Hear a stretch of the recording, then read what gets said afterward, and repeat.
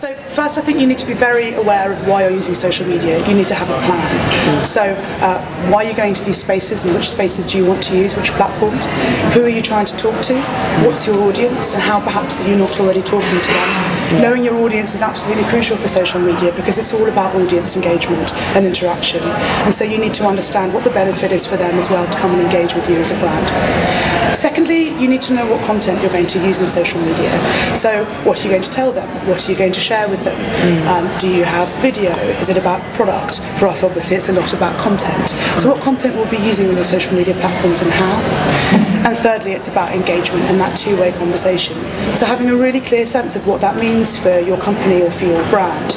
Is it around building brand loyalty? It might be around driving revenue or around traffic to your website. It'll change per company. For us, there's four main reasons that we use social media.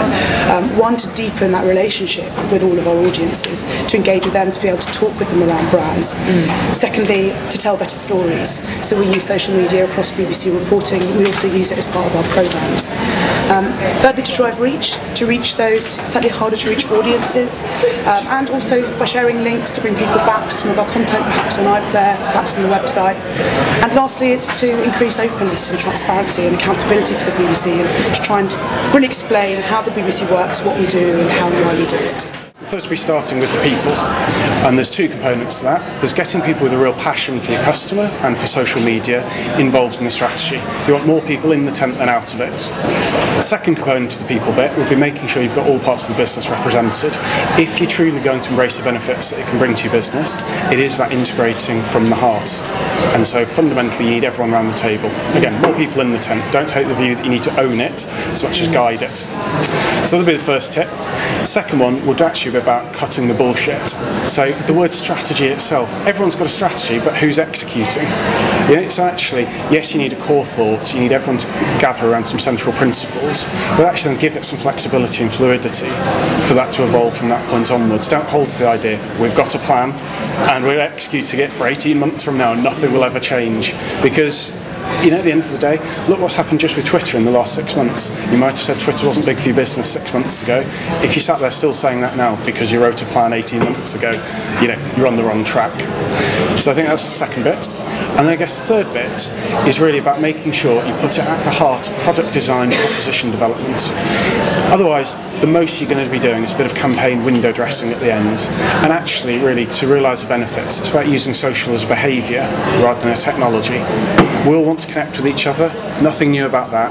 The platforms are now there. That happens from day one. If your product doesn't reflect that in its design and build, then you're going to struggle to communicate, market and service around that product ultimately.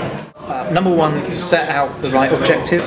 One of the things to talk about today is the number of organisations that probably set the wrong kind of objectives. They're wrong because they're either unrealistic, they're wrong because they're not aligned to the business, or they're wrong because they haven't really thought about the kind of resourcing that's going to be required in it. So objective, really, really important before you go ahead and do anything. The second one is make sure that the strategy is comprehensive. Don't just think in marketing and communication terms, think about customer service, think about research, think about innovation, think about the way that people who are going to be important in your organisation are going to help you do it. So think about your HR team and the guidance that they can give, think about your IT team, think about the kind of way in which knowledge of your organisation or in your organisation is going to be shared.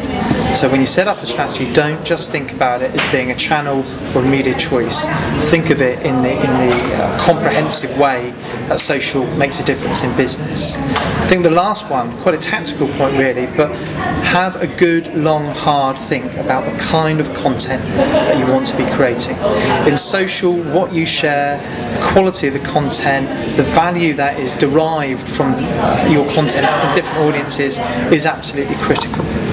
We talk a lot about a continuous conversation. We talked about sustainability of a social strategy. Content sits at the heart of it, and you really need to go back to the drawing board in the way that you think about content and make sure that you're creating things that are important to your community rather than just being important to your brand.